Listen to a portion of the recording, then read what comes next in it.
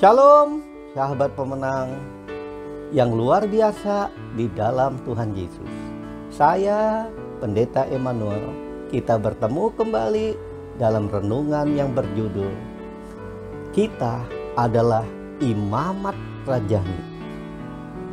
1 Petrus pasal 2 ayat 9, tetapi kamulah bangsa yang terpilih, imamat yang rajani, bangsa yang kudus, umat kepunyaan Allah sendiri, supaya kamu memberitakan perbuatan-perbuatan yang besar dari Dia yang telah memanggil kamu keluar dari kegelapan kepada terangnya yang ajaib.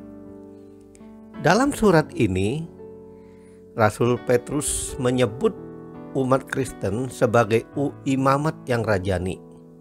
Sebutan ini tidak ditujukan kepada orang-orang tertentu yang memiliki jabatan, tetapi seluruh jemaat Kristus. Kita semua adalah imamat yang rajani, artinya kita adalah imam dan sekaligus raja. Kata imam diambil dari kata imamat, yang dalam bahasa Ibrani disebut wayisra, yang berarti Tuhan memanggil. Jadi imamat artinya adalah orang yang dipanggil Tuhan sebagai imam. Kita bertugas untuk membawa orang-orang di sekeliling kita mengenal Allah. Sebagai raja, kita memerintah bersama Allah untuk memberi dampak bagi dunia ini sampai kerajaan Allah ditegakkan di atas muka bumi seperti di sorga. Seorang imam adalah orang yang memiliki akses langsung kepada Tuhan. Seorang saksi Yesus yang mengantar orang agar mereka mengenal Yesus adalah seorang penyembah. Seorang raja adalah seorang yang memiliki kuasa dan otoritas atas dosa, penyakit dan kuasa kegelapan. Setiap orang percaya dipanggil untuk melayani. Jadi, tidak ada panggilan atau karunia sebagai penonton atau pemanas kursi sebagai supporter setia. Kita semua diberikan fungsi khusus sebagai anggota-anggota tubuh Kristus. Kita bertumbuh sehat dalam kemenangan kalau melayani. Kalau kita tidak mau melayani atau berfungsi, hal itu menandakan kasih Kristus belum benar-benar berakar dalam kita, dan kita masih dikuasai oleh kesombongan, ketakutan, dan keterikatan. Kasih yang sejati akan mengalahkan segala ketakutan, seperti ditulis dalam 1 Yohanes 4 ayat 18. Dan urapan Roh Kudus akan memberi keberanian. Kisah Rasul pasal 4 ayat 31, 2 Timotius pasal 1 ayat 7. Kita semua harus menjadi imamat rajani yang melayani menurut talenta, karunia atau jawatan khusus yang diberikan Tuhan kepada tiap-tiap orang, termasuk Anda. Perhatikan Matius 25 ayat 14-46. Menjadi panggilan untuk kita semua menjadi setia dengan apa yang Tuhan berikan dan untuk melayani dengan prinsip kasih. Semua orang Kristen dipanggil untuk berfungsi dalam kapasitas masing-masing.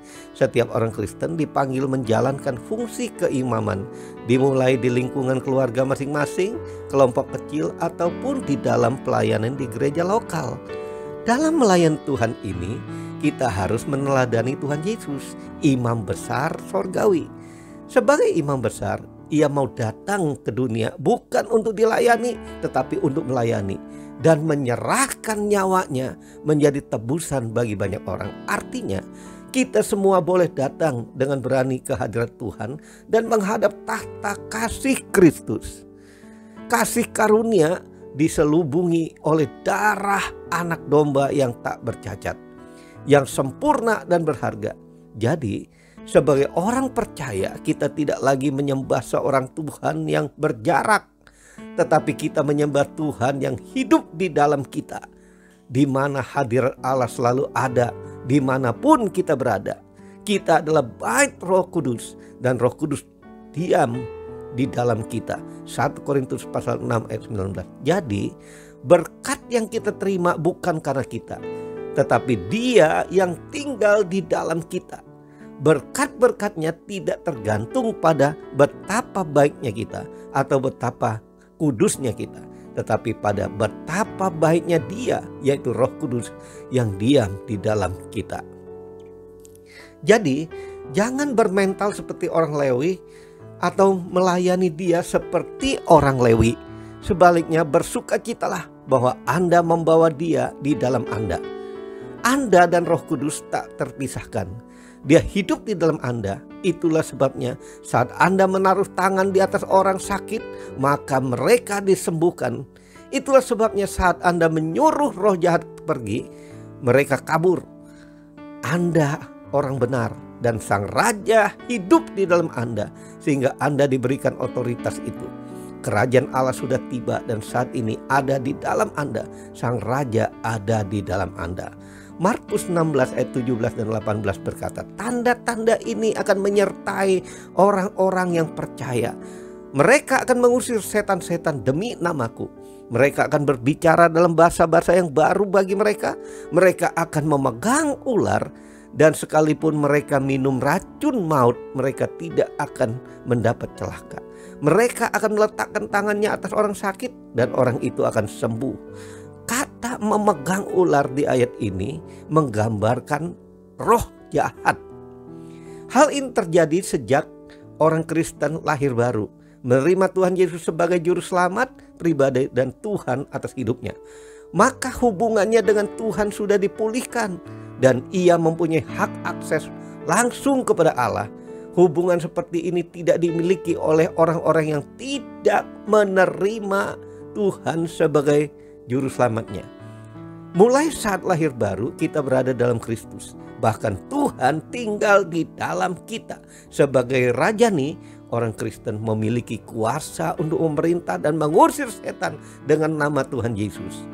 Bagaimana orang Kristen bisa disebut sebagai raja dan imam sekaligus? Hal ini bersumber dari karya Kristus. Di dalam Sakarya 6 ayat 13 kita baca, ia adalah imam menurut peraturan Melkisedek. Mazmur 110 ayat 4, Ibrani 7 ayat 17. Sama seperti Melkisedek memegang dua jabatan tersebut sekaligus. Kejadian 14 ayat 18-20. Demikianlah Kristus yang juga diberikan hak itu kepada setiap orang percaya kepadanya. Mari kita berdoa. Bapa Sorgawi, ajar aku memahami dan mengerti bahwa Engkau telah memisahkan aku dari dunia ini untuk menjadi imam yang membawa orang lain mengenal akan Tuhan Yesus. Dan Engkau juga telah melengkapi aku dengan kuasa-Mu untuk mengalahkan kuasa kegelapan sehingga hidup berdampak selama hidup di atas muka bumi ini. Dalam nama Tuhan Yesus, amin. Bagi sahabat yang terberkati dengan renungan ini, tolong di-share ke banyak orang agar jadi berkat. Dengan melakukan ini, maka sahabat sedang mentaati perintah agung Tuhan Yesus. Bila sahabat belum pernah subscribe renungan kita ini, tolong di-subscribe. Bila sahabat sudah pernah subscribe renungan kita, tolong di-like saja. Salam dan doa dari saya, Pendeta Immanuel dan tim.